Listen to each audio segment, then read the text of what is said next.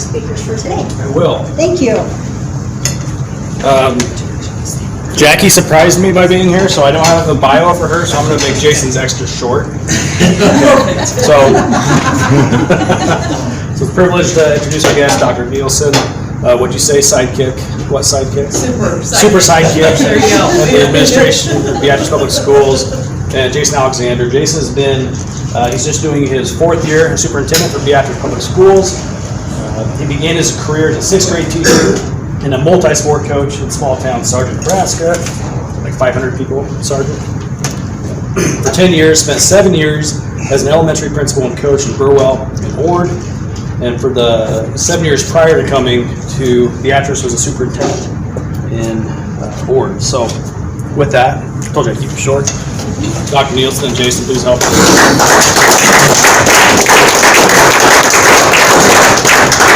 Well, thank you. You might want to save that applause till the end of this. Take it back. As Trevor said, Dr. Nielsen came along with me today. We really try to model to the rest of the staff the importance of teamwork, because we know that we are a team, and so we try to do as much together as we possibly can. From the standpoint of we both have separate responsibilities. I handle a lot of finance, the personnel, the board, the public relations, things like that. Dr. Nielsen handles some of that, but she also handles all the assessment, instruction, and working with the teachers in professional development and those sorts of things. So, but by and large, I would say that I don't know if she's my sidekick or I'm her sidekick, but we work together very well. So that's the point of the whole thing. Thank you for having us today. We appreciate the invitation. We want to talk to you about something that's very important to us, and that's education and our kids in this community. So, and probably the hot topic, many of you are probably well aware of the fact that we are discussing a new facility. And so we're trying to get out to as many groups as we can. We've held 3 community meetings to inform people as to why we're having this discussion. And so today's topic is really, in some ways, it's a hard topic to talk about, because it's not coming in here and talking about the success of our football team being 2-0 going to homecoming week. It's not to talk about our volleyball team being over 500 right now. It's not to talk about our softball team being 8-3 or our girls golf team being growing every week they play. This is a talk about some things that are uncomfortable for us to talk about, but they're reality and they're facts. And it's time we as a community realize what those facts are and the options that are there for us to address them. So today's presentation is about the Beatrice School community facility needs, the assessments that have been done in the past, and then kind of some of the issues that we have facing us that not a lot of people know about. We want to get those out there, and then some options we have for resolving. So I'm going to warn you, we're going to go very quickly. I'm going to talk really fast, and sometimes I get really passionate, so I apologize for that ahead of time, but I love kids, and I love to see them in the best possible situations they can be in. I just firmly have always believed in the youth of our country and the youth of our schools and our state and what they present for us. So I'm going to go ahead and get going here. One of the things we like to open with is the idea that in any community, it doesn't matter where you're at in Nebraska, Wyoming, Colorado, it doesn't matter if you're on the eastern side of Nebraska or the western side of Nebraska or somewhere in the middle. One of the most important things that people will look at in a community is not necessarily maybe in this order, depending on which poll you pull up on Google, but all 5 of these things are important to people. As they look to move to a community or the community they're in, they want to know that there's safety. They're safe and there's good culture there. They want to know that they have safe, updated, equitable schools. They want to know that there's health care within a short driving distance or available within the community, housing that meets their needs to live in, and then amenities. And those amenities can be a number of things, whether it's a nice golf course, a nice YMCA to look out for their health, or a nice hospital to look out for their health. These things, these 5 things, are the top 5 things you will see in about any research poll that you pull up on Google as to the important things anybody's looking for in a community. Our objective today is to educate the community. We've been, like I said, we've had 3 community meetings on some of the common efficiency, equality, and life safety deficiencies that exist in our PK8 schools. Now, we're going to focus on the PK5, preschool through 5th grade, but that's not to leave out our 6th through 8th grade. We'll show you some pictures of some things here that are deficiencies, and we'll talk about those. It's important that the community knows why we're having the discussion we're having. We'll talk about current health code violations and fire code violations that we have and we have to deal with because we've been given a certain amount of time to do that. We want to begin the discussions on the options available to address those things, answer questions, and then discuss the next steps. So, a lot to talk about. There are three major areas that we're talking about and addressing, and that's safety and accessibility needs. And currently, our BPS PK through 8 buildings do not meet modern safety requirements. We're going to explain to you what that means. We have life safety and handicap accessibility needs, ADA, fire code violations. ADA stands for American Disabilities Act. So when we talk about people in wheelchairs or handicaps, we're talking about the American Disabilities Act that regulates that and what has to be done to provide for it. Food inspection code violations, we're going to show you that most recent food inspection violation we were nailed with last spring. Safety and security needs, environmental air quality concerns, drinking water quality. We're going to talk about equitable education needs, and Dr. Nielsen's going to focus in on that a little bit, and what equitable means in terms of from one building to the next, and the differences between what kids are getting in one building compared to the other. And issues that impact the quality of education, and then we're also going to talk about the inefficiencies that exist within our current setup as we exist right now, and how we feel like, because of duplications of services, those are high-cost areas that we could eliminate and either put back into building maintenance or put back into personnel that's needed to work with our kids. So those are the three common areas. The educational needs of our students. Currently, our facilities do not meet standards of equitable factors of student learning. Our special education program is not the same from building to building, preschool through 5th grade. Our ADA compliance, we'll show you pictures. Ensuring building infrastructure can handle the 21st century learning needs is an issue for us. We have locations that exist right now within our buildings where we cannot access the internet. Now, today, in today's society, the internet is crucial to having access to information that we want kids to be able to learn from. And quite frankly, it's one of the biggest tools that kids are using to learn from now. It's different now than it was in 1950 when these buildings were built. Air conditioning units, the noise and temperature regulation. I always like to stop on this one and just say, listen. You can hear that. And the number one factor in a child's learning capability is how much noise is distracting that child from what's going on with the teacher in the classroom. And noise is the number one factor that impedes learning in classrooms. Not what you typically think. Loud classroom units, which pose issues for students when listening to instruction. We're going to show you a couple of those. We're going to start with the heating, cooling, electrical, and air quality needs in our current buildings. This is a boiler that is in our Lincoln Elementary building. This boiler is a 1952 model. Today's boilers are just a little bigger than I am. A little taller, a little broader, and operate tremendously more efficient than what this does. So the money that we have in this boiler, or we're shelling out to keep this boiler running, is inefficient. It's not up to date, and quite frankly, it's dangerous. The on-off switch for this boiler is around the back side of it. Last spring, we had a situation where we had a gas leak in this very boiler room. And this is why we picked this one to show people. Our custodian, thank goodness he was at work that day, he's the only one that knows where the on-off switch is that you have to reach around to the back side of the boiler to turn on and off. And on the day that we had the gas leak, he was able to go in, shut the boiler off so we didn't have a catastrophe on our hands. But that's the definition of what we're up against in terms of outdated materials that no longer need to expose us to those types of dangers, and we can rectify. It's just going to take some effort and some planning. We also struggle with finding parts to keep these boilers running. Not many of us drive the same cars that we drove in 1950, And you know if you have a remodeled one, it's hard to come across the parts for those things. Same things we're dealing with here.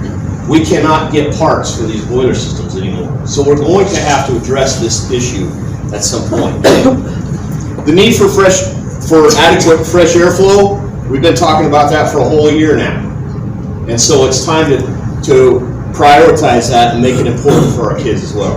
And then finally, electrical systems that are insufficient. We'll start with the fire marshal order. This order was delivered to us in 2017, and it had a laundry list of about 40 things that the school was in violation of. So between 2017 and what is present day, our maintenance crew has addressed a multitude of those violations that are listed on it. As a matter of fact, all but 4. And those 4 that are left are listed right here. We have interior wall ceiling finish shall be Class A in exits, Class A, B in corridors, and Class A, B, and C in other area classrooms. That's not going to mean a whole lot to you until you see the next picture. We have classroom doors that are not noted for fire retardation, they're noted for fire enhancement. In other words, they don't have proper louvers and proper spaces to prevent fire from spreading, okay?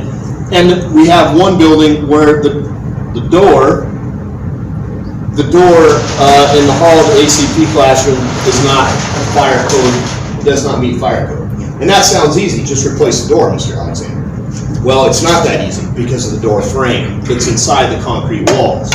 You can't just take the door out, put a new one up. You have to take apart the whole structure. And when you get into taking apart the whole structure, you run into lots of other problems that you'll see when we talk about it. So, on the fire marshal order, these ceiling tiles are what he's talking about when he says that interior wall and ceiling finish shall be Class A in exits, Class A, B in corridors, and Class A, B, and C in other classrooms. These ceiling tiles are in existence in every single one of our classrooms, every single one of our hallways, and every single one of our PK through 5th grade buildings. These ceiling tiles are not fire retardant, okay?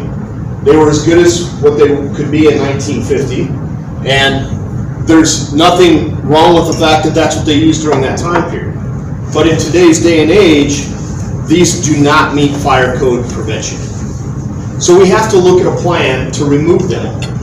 Well, when you start to look at removing them all, you have a lot of obstacles that get in your way. And one of them is the electrical systems, the fire sprinkler systems. All of those things have to be taken down and then put back up. So it's a lot. The analogy I try to create for people is like when you remodel your kitchen sink. You take out your kitchen sink and you think, oh, easy enough, and take out the kitchen sink and put a new one in. But very rarely does it ever work that way. And many of you guys out there know what I'm talking about, right? You take out the kitchen sink, then you find out the counter's warped or damaged underneath of it. You got to replace the whole counter. And while you're doing that, you got to do the backsplash. While you do the backsplash, then find out the wall behind that's damaged. You got to fix the wall, and then, well, we might as well replace the kitchen cabinets. And it goes on and on and on. And that's how these things are in our PK5 buildings. So it's the same concept, just on a much larger scale. And then you factor in the asbestos situation. Whenever you get into taking these types of situations, these old tiles out, you're dealing with asbestos abatement, which requires a whole nother level of expertise to remove from buildings. Okay? So when I say that we've addressed the issues that we can, quite honestly, we've addressed all the ones that we can on that fire code violation, except for this one. And we're to a point now where we're on borrowed time. It's 2021. We've had this since 2017. We're on borrowed time. We need to rectify the situation. If for no other reason, the safety of our kids. Other health issues. This is a pipe to a water fountain. That pipe is approximately 67 years old, and that's what's carrying drinking water for our kids. Last year, those pipes didn't run because water fountains were shut off due to the directed health measure. So this year, they're back up and running, but quite frankly, I don't want to sign up to drink out of that. I don't want our kids to have to drink out of that. And there's lots of them. This is just one. Behind closed doors where the public can't see, we have asbestos pipe wrapping, we have wiring that's exposed, we have things, because of the nature of the building and how times have changed, we have things that just don't meet current code. One of the biggest ones is just basic security concerns. We have the entryway to our preschool right here. When you walk in there, there's no one at the front door to see who's walking in and who's leaving. And literally, if you walk in the front door, you can take a left down there to the office, or you can go to the back hall and go down the back way and out the back door with a child in your hands, and we would never know you came or left. That's a concern. In today's day and age, that's a concern. Lincoln Elementary is the same way. Stoddard Elementary is the same way also. Paddock Lane is the same. All four buildings share that common concern. There's no one at the front door to see who's coming and going. And folks, I'll be honest with you, we've had times where disgruntled divorce situations or unhappy parents that are unhappy with one parent or the other come into buildings and they try and get access to those kids when they're not supposed to. So we need to have a resolution to that. That's not to mention security locks. We don't have those on our doors. Security cameras and security communications. We don't have the ability, because of the intercom system that's outdated and our buildings that don't allow us to put them in there, to push a button and say, there's a fire in the building, everybody evacuate. Or to say, there's a tornado coming, take cover. We don't have the ability to communicate those things effectively in every single classroom like we should have. This is a picture of one of the air conditioning units that I promise you that is loud and does not function properly. Shoestrings are holding the water pipe up that air conditioner attaches to. That wouldn't be sufficient for our homes. I don't think it should be sufficient for our schools. Now, yes, right next to it is one of those pipe things that you can screw in and attach, and it holds the pipe up, so that's there. But it comes down to, it still doesn't have the appropriate water flow to make the unit run, operate, function the way it should. On this side, this one cracks me up. This is the same air conditioning unit that these shoestrings are on. This air conditioning unit has a wood block propping the louvers up because the internal parts of the air conditioner have been replaced to make it function better, but it doesn't function appropriately unless that wooden block is propping open the door to allow enough airflow to get through there. It was a different situation when those louvers were put on there in 19 whatever. But now, because we've had to replace the innards of it, it doesn't allow enough air to get in there, so we have to prop that open. Seems like a simple fix, but in all honesty, if that's what it's taking for it to operate at its highest peak, how efficient is its highest peak really? These are a few of the other current structural issues. The outside of the buildings that have been tuck pointed have been fixed for years, since 1950. They've been maintained, but just like me, over a certain period of time, they start to weatherize. They start to fall apart. And in 2009 or 8, the district went through a tuck pointing, lighting upgrade, and roofing upgrade that addressed these issues. And they're just going to continue to erode as time passes. This one, all you moms in here will appreciate. This is a picture of one of the bathroom floors in the little boy's room. 70 plus years of urination on that concrete floor. Kind of just makes you cringe, doesn't it? I mean, there's no way to get out the smell of the urination that's been going into that concrete floor that time period. You can strip it off every summer, repaint it every summer, re-wax it every summer, and you still smell it when kids come back to school. So it's just one of those things that it served a great purpose, but it's time to look at a different option.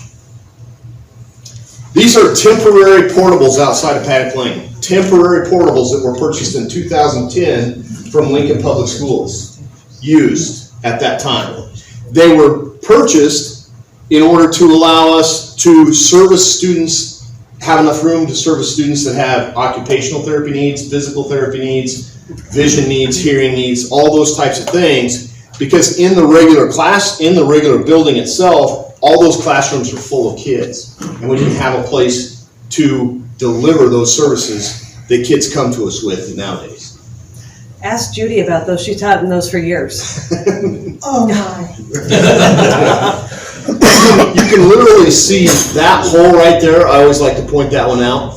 You can see into the classroom floor through that hole. This window, same situation. It's literally just decaying and falling apart right in front of our eyes. Okay? This is one of my favorites to talk about. It's not so much after lunch or before lunch. Last spring, we had the food health inspector stop by one of our schools. And you all have probably seen these rooms in our buildings that we call gymnasiums. Well, they were gymnasiums in the 1950s when kids didn't eat lunch at school and they didn't eat breakfast at school. Now, we serve kids breakfast and lunch at school. So not only are they gymnasiums, but they're kitchens, so we've affectionately renamed them kitchenasiums. Okay? Now, the tough part about it is the health inspector came in and said, these closets that you serve out of, and keep in mind there's 4 of them in 4 different buildings that we serve lunch out of, those closets were originally PE storage closets. And now they want us to put sinks in them. There's no way to put sinks in them. And why do they want us to do that? Because of the current health situation of our nation and the things we're now up against. So we can look at that and say, well, there's really not a whole lot we can do there, but we have to do something. What are the repercussions of not doing anything?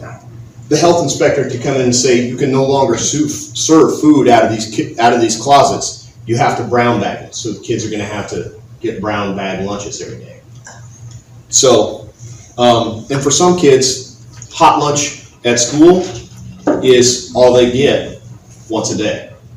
So I think we need to rethink how we do this. The other thing about this is, in these kitchenasiums, 15 minutes before those tables were put up, that room was full of about 60 sweaty kids running around in circles or playing kickball or doing whatever they're doing. And now it's a kitchen and they're eating lunch off of those tables. And in today's world, that's just not acceptable. It's got to be better. That's the bottom line. It's got to be better. So we have kitchenasiums. Folks, I think the point with this one, probably the biggest point to me, is in the last year, we've heard so many people talk to us about how unhealthy masks are for kids.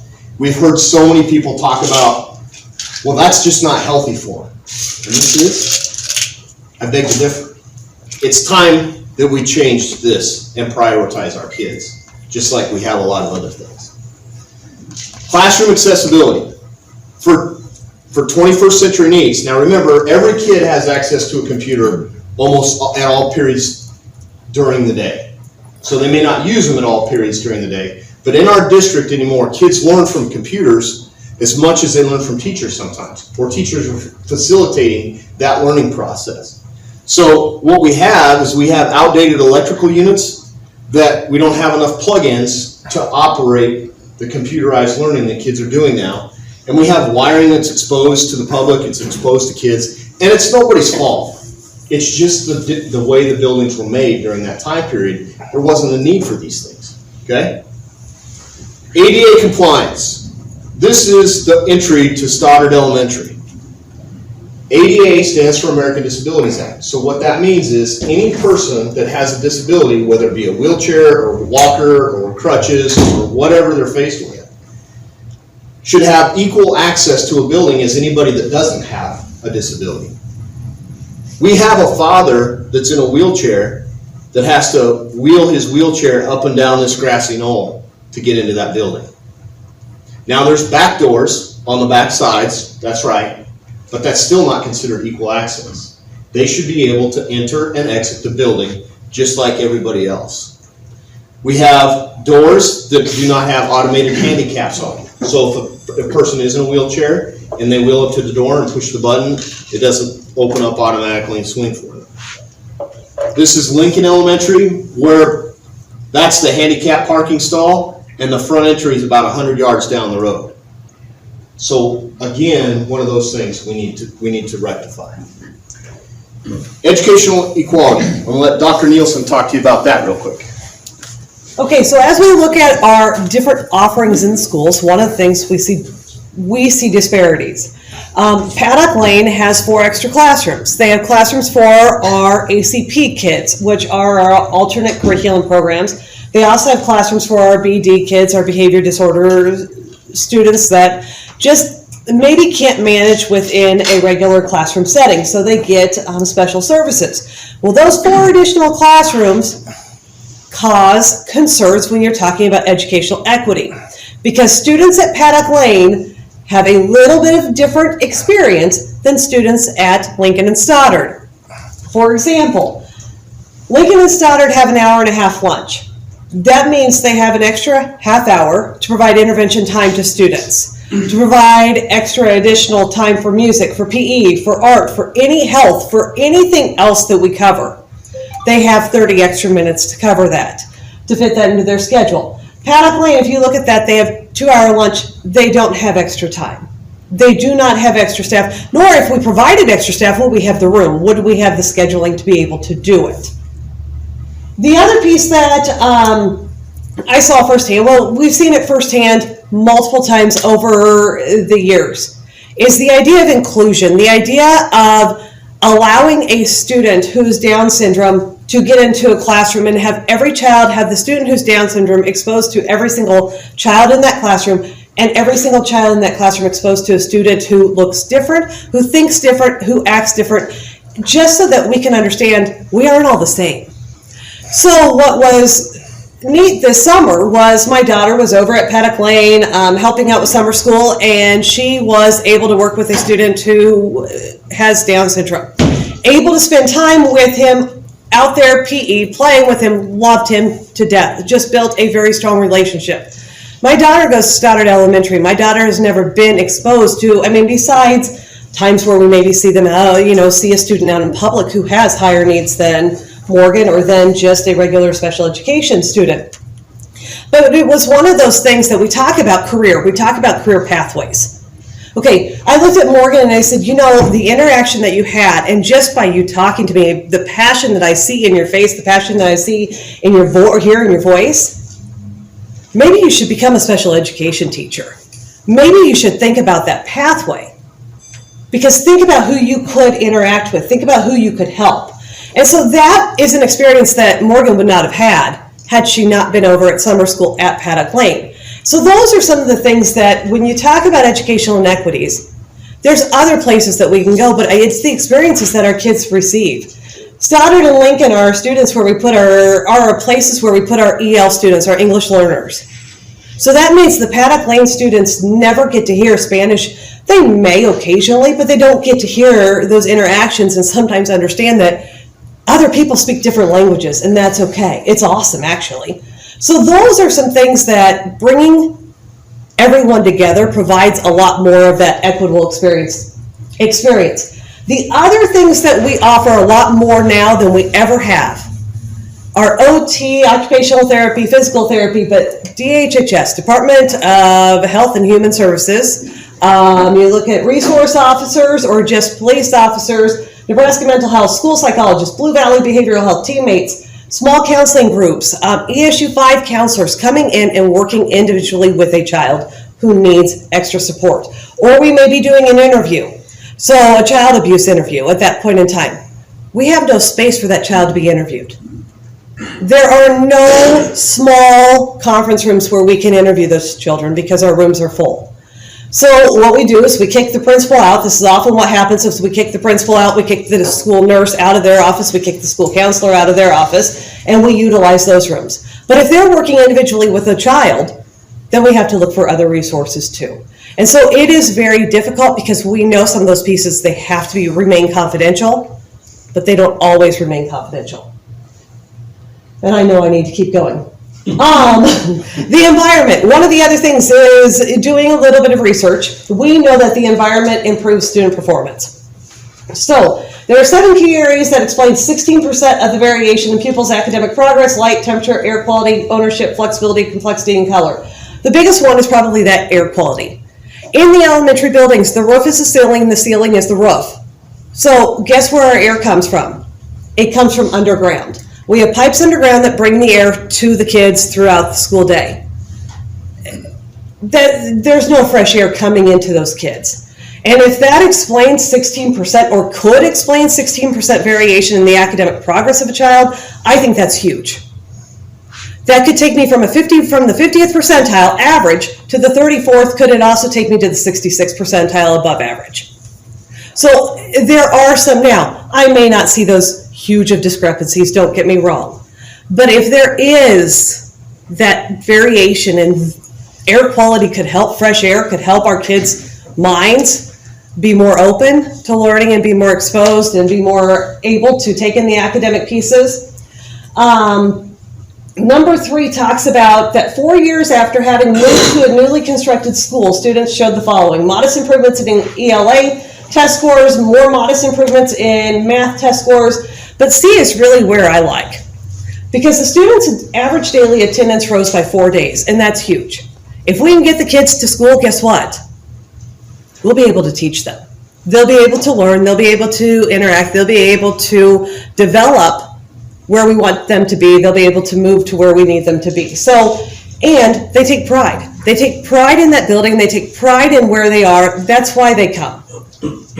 Yes, we offer great things, and the one thing that I am going to tell you is I don't believe that a building will be the cure-all. I don't believe that. I know we have awesome, amazing teachers in our classrooms doing awesome, amazing things every single day, and they're doing the best they can. Do I think a new school is all of a sudden going to take us to, raise test scores up 20 percentile points? Probably not. But I do think it'll give kids more pride in where they go to school. It'll give more adequate to fresh air, adequate to, just those adequate things that we need, just accessibility to having equal opportunities for every single child. So you can see the advantages of a single site. There's quite a lot of advantages. Numerous efficiency improvements in all sectors of the educational programmatic delivery process, and we talked a lot about a lot of different things, but teacher collaboration is another thing. We have our PLC time, but PLC time happens every Wednesday. I will tell you, teacher collaboration happens every minute of the day. They're running down the hall, they're trying to figure out, and so now, not only do I have 3 teachers to collaborate with, but I have 4 others. I have 7 teachers that I can collaborate with and go get more help from. Administrative presence at all times. We hear this at Lincoln and Stoddard. We need an administrator. And I will tell you, Mr. Jansen does an amazing job, and I don't know how he has not had more tickets, but he speeds from building to building just to try and make sure that he is there to take care of a student need that pops up. Enhanced security and safety, more inclusive environment, and reduction of facility and operating costs. With that last bullet, people ask, well, are you going to fire people? No. We will do the same thing we always have done and we've done for the last 4 years. We will use attrition. If someone retires, that's where we look and say, do we really need that staff member? Do we need to fill that spot? If we need to fill that spot, we absolutely will. If we can say, you know what, I think we can manage, then we try it. So those are the things. We will not be firing people because I know that that is a misconception that is out there. It will be through attrition, and we do things humanely. Yes. Okay, so options for financing. I'm going to turn it back over to you. Thank you. So we've shown you the deficiencies. We've talked about the inefficiencies. Now we talk about how do we rectify it. Well, 5 minutes. In 5 minutes. There's several different options that are out there. We've all heard of the bond, which is voted on by the public. There's the lease purchase option available out there, which is very similar to what you do with a car. There's a lease buyback, okay? And then there's P3 public-private partnerships. And there's even another option 5 that's not up there, that's out there that we're investigating right now. So we truly are doing our due diligence to make sure we investigate all of these options and come up with the best one. When we look at a bond impact of 10 or 15 cents, 10 cents is in the white across the chart, and 15 cents is in the yellow. And when we look at a $100,000 home, we're looking at $150 annually, $12.50 monthly, 41 cents daily, not even the cost of a cup of coffee. We look at 300,000, that increases a little bit. We're still not to the cost of a cup of coffee yet. But when we start looking at farm ground, we understand and we realize farm ground is expensive. Its property taxes are high. Okay, so we don't want to damage, we don't want to increase people's property taxes. I think about that every year at this time when I'm putting together the budget. I would love to give taxpayers more of a break than what we can. Okay? We recognize that a bond increases people's taxes. So we start looking at other options and we say, what else is out there? Well, the lease purchase is one of the options. Again, it's like leasing a car. You buy the car, in this case, a company like Johnson Controls comes in and builds a building for us under a design-build process. We have a procurement lease purchase. We have a 7-year, in the state of Nebraska, you can build on new construction, 1 7-year lease. But you can refinance those leases up to 28 years if you do it the right way. That's a little bit more tricky, okay? But it's an option, and we just have to make sure we go about it the legal way to do it. In doing that, really, then the question becomes, how do we pay off the lease? We came up with a $40 million debt because we anticipate, based on the current construction cost and the square footage we're talking about, it's going to cost us about $40 to $50 million to do this.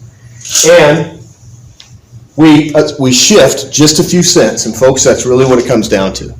We shift a few cents from our general fund operating budget because we've tightened that up into our special building fund, and we pay off that lease for the amortized portion of time over 28 to 30 years to pay it off.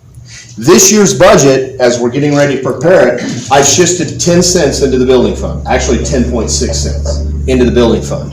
And that generates $1.36 million per year. That $1.36 million per year over 30 years would pay off a $40 million project. So it's there to be able to do. In our general fund, that just means we have to keep operating efficiently. And that's something that if you come to the budget hearing Monday night, you'll hear me talk about. Beatrice has a history of operating fiduciarily responsible. Our per pupil cost for the last 20 years has been below the state average. Okay? We factor in the energy savings of new energy, in other words, air conditioners that don't need a block of wood to operate right. We factor in those costs, operation savings, personnel savings. I showed you the kitchenasiums. In every one of those kitchenasiums, there's 2 people hired to serve lunch. We create one site, one facility. How many of those duplicated positions in every sector of the educational programmatic delivery service are eliminated? So we eliminate those deficiencies. Yeah. Jason, you were talking 40, are we talking one building? Are we talking K through 5? Are we talking pre-K through 8? When they're talking those dollars, what are you talking about? Great question. When we talk about this particular part of the project, we're talking about a preschool through 5th grade. If we decide that we want to do something about the 6th through 8th grade, we're going to have the community's help to do that. Everything we're talking about doing right now is within the confines of our budget with the $5 levy lid. So taxes do not go up. If we talk about addressing the 6th through 8th grade, we're going to have a serious conversation about a bond issue. And the community coming alongside of us and we're saying, we got PK5, but we need your help with 6-8. That's the only way that part of it can be done. The lease buyback is very similar to the lease purchase. A company comes in and builds it. We set up a procurement lease for 25 to 35 years. They own the building. We pay them off annually on the cost of the building. And then at the end of that lease, we take ownership of the building. We create a preventative maintenance plan with that company, so during the time period that they own it, they're responsible for taking care of it. And we can set that up however we want to.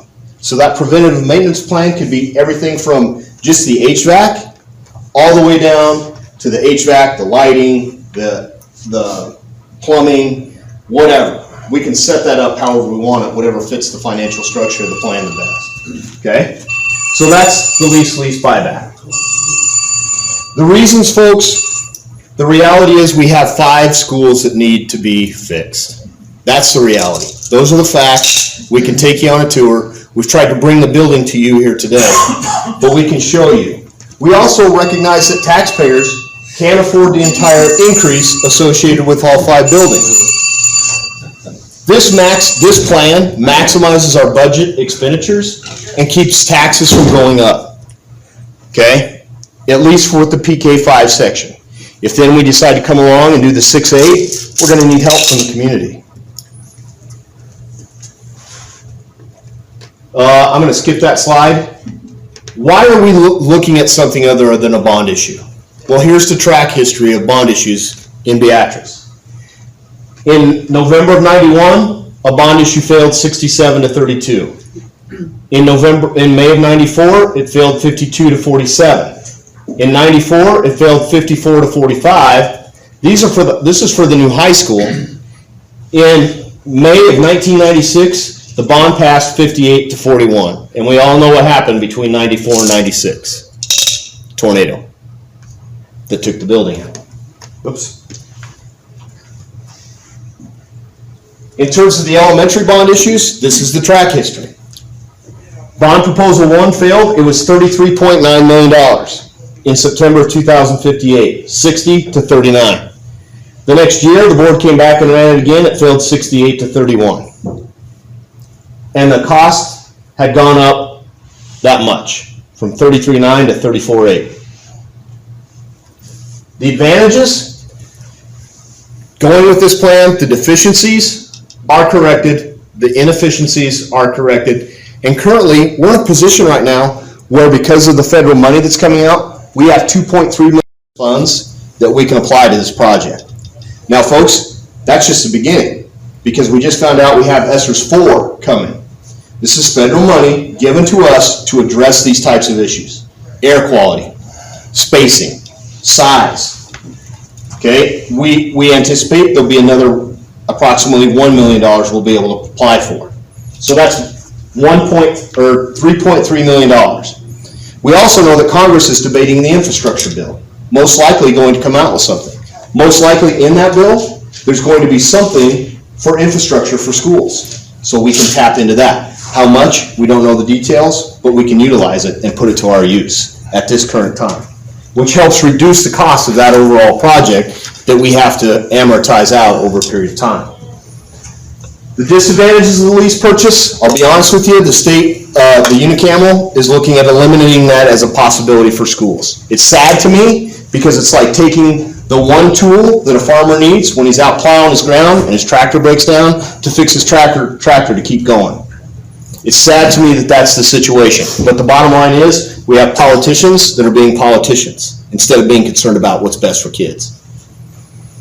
Renovation costs. I'm going to be very brief on this. In 2015, the cost of renovating those 4 elementary schools and the preschool that we're talking about was $12.4 million. Exponentially, in 2018, 3 years later, the cost to renovate was $23 million. The cost to renovate the middle school was $12.2, and the overall total cost to renovate the buildings was $35.3. So just between 2015 and 2018, the cost to renovate the buildings we're talking about today doubled. In 2018, the cost for replacements was $35.6 million. With the middle school in there at $30 million, the total project was $65.6. The point of this entire slide is it's not getting any cheaper to build. To address the issues that we have to address, it's not getting any cheaper. Interest rates are currently at their lowest mark they've been in a long time. So we would capitalize on that. Now construction rates, we know, have been high, but they're starting to come back down. So the timing of this is becoming important too in terms of accessing money and accessing materials. So that's very quick. You got the 35-minute version of what has normally taken us about an hour and a half to go through in our community meetings. And I appreciate your patience because I talk very fast and I give you a lot of time to ask any questions, but I'd sure be willing to answer any that you have at this time. Yeah? You got land picked out for this already? We do. Yep. City owns it already? You have to buy some. The school district owns it? Yep. School district owns it. Okay. Yep. In 2016, I believe it was, 16? 2016, I think. Yeah. 2015, 16, somewhere around there. Yep. The school district, the board had the vision to buy 93 acres right out across from the high school, which a lot of people will question that. But I will tell you that boards of education are faced with having a vision for what the future of education is going to be in their community. They made a very wise decision in my mind, because the cost of land isn't going down either. So if we were talking about buying that same piece of land today, we'd be talking about paying at least 3 times as much as they did in 2016. And it also helps with the efficiency piece, because now we can share staff back and forth between buildings. And if we eventually get the 6th through 8th grade out there, we can really create a campus that embraces school, community, and provides efficient service for our kids. Other questions? Yeah.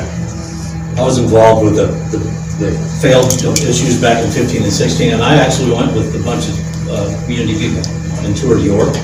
York was in the exact same position we were. They closed 4 or 5 elementary schools, built 1 unit. So we asked them what their concerns were going in, and she goes, well, one of them was the identity of all the schools. Well, that lasted about maybe 20 minutes in the new building, because all the kids are playing with each other anyway, and they're on traveling teams together. He goes, there was no issue with that. And then their wings were all decorated and had a different theme for each grade level. So there was an identity, not lost, but identity created for each grade level because of everything. And I think I'd add one thing to the slide that you had for the reason why to go to one building is flexibility. Because they had extra rooms on each wing where all the classrooms were, that they could have art, they could have any multitude of things, and if they needed an extra classroom, they can make it into a classroom. So I think just the deficiencies and the efficiencies being taken care of, by far, to my opinion, says we should have a new building. But it's those other things that even puts it over the top, that there's absolutely no reason the kids shouldn't have that. Agree with that. Yeah. Are there other districts that pay building program and that kind of thing? That's a great question. Actually, the one that I think Rich is talking about, DC West used the lease purchase process. David City Public Schools used the lease purchase process. Scribner used this lease purchase process. And I know there's a couple more, but I can't recall all of them off the top of my head. So it's been done before. There's also a brand new option that's out there that, quite honestly, we're investigating and having conversations with that may fit the situation a lot better than these. But the point being, we're really trying to investigate to make sure we do the right thing. Yeah. Go ahead. Okay, first off, I'm very much in favor of this, okay? The question may not sound that way. He has a tendency to do this. I was one of the first people to go to elementary school at Paddock when it was built, ever. From the time we got there, it was the dumbest built building that I'd ever been around. Most of the classrooms had no outside windows. They were built without air conditioning, so you talk about inability to learn when it's this hot. When we built the high school, on Sterling here, I don't know how many times we've remodeled that because things were iffy when it was built. How do we know this is going to be built correctly? That's a great question. And I think technology has helped a lot of those things from the standpoint that we can visualize things a lot better now than we could even 20 years ago when the high school was built. But I think also we have companies that are more in tune with the educational needs than they've ever been in the past as well. In 1950, like you said, when these buildings were built, they were constructed from architects that probably were building and construction companies, maybe 1 or 2 schools a year. Now we have construction companies that's all they do. They focus on that. So everybody's going to have the opportunity to bid on it. But ultimately, at the end of the day, the architectural design and the company that can build the best school and stay within the parameters of the budgeting is going to have the best option. The other thing I do see is I don't see our board looking and saying, okay, we're going to go with the cheapest person necessarily, because we know that ethos at the high school caused a lot of concerns. And that was maybe because we had to reduce materials because we couldn't get the bond issue passed, so we had to reduce and reduce and reduce and reduce. And so therefore we chose materials that were maybe not where we needed them. So that is one of the other things that with the lease purchase option or with, an option that does not put it onto the taxpayers for that bond issue, it allows us to do exactly what we need to do. Yeah. Just so I understand this, what your intent is to build is a building for PK5, correct? Correct. Okay, then you said if you go middle school, which would be 6, 8, that would have to go through a bond, is that correct? Correct. Yes. And the other thing I just want to say is, I did teach in those outbuildings The at North Paddock. 40, North Dog Campus. walkers out there And, too. yeah, and,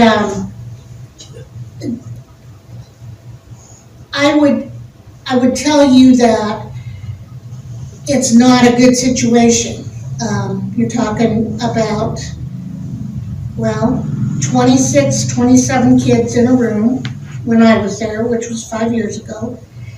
And when you get special needs in from those classrooms with wheelchairs and everything else, there's no room for anybody to work. You can't put, okay, we're gonna have this little group of kids read over here with the para. You can't do that in that kind of a room. There's just no room, and Jackie will tell you that. The other thing is, okay, the air conditioner just went on.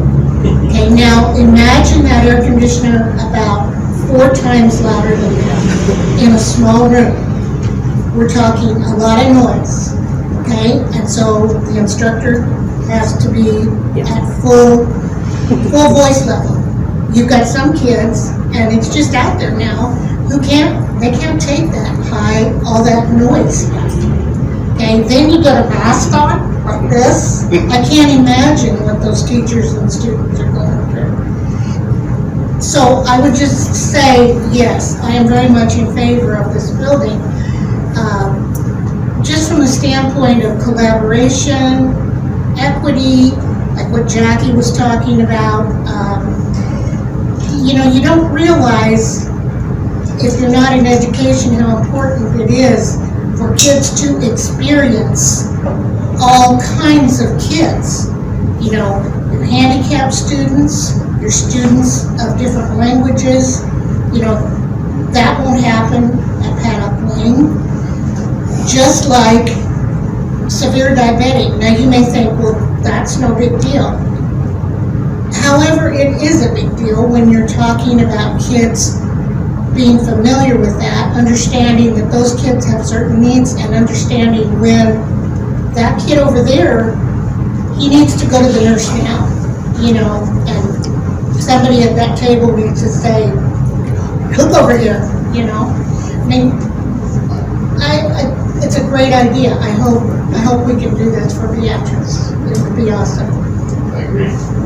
My only question was, the buildings that are in position now, is that part of your funding is to tear them down and get rid of them so that we don't have to see there, or is that's just Yeah, and that's probably the most commonly asked question. So, and it's a good question. And I would tell you that in the coming weeks, I can't remember, there's been so many meetings, I can't remember if it's this coming week or the next week after that. We have a meeting with the contractors in the community to have a discussion about, to be quite honest with you, I think there's a couple of those buildings that just need to go away. And we need to talk about how can we facilitate that.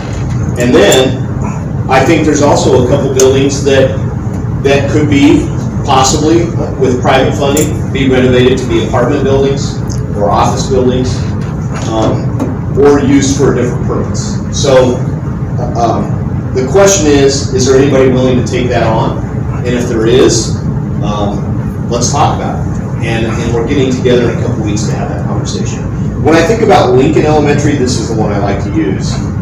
The city proposed putting in a cul-de-sac on the backside of Lincoln Elementary because of the traffic on 19th Street. And that's a great idea, but the issue we have with that is it comes up onto the playground, the cul-de-sac does, and it would just be too close for a car to get up there and snatch a kid off the playground or after school or whatever the case may be. And so we said from an emergency standpoint or from a safety standpoint, we probably don't like that idea. But that property from street to street would be if a street went right down the middle of it, right behind the school, there's a perfect housing subdivision right there. And if that building got remodeled as apartments or torn down, then there's another housing subdivision right there. So somebody with the right vision could use that to their advantage. Yeah.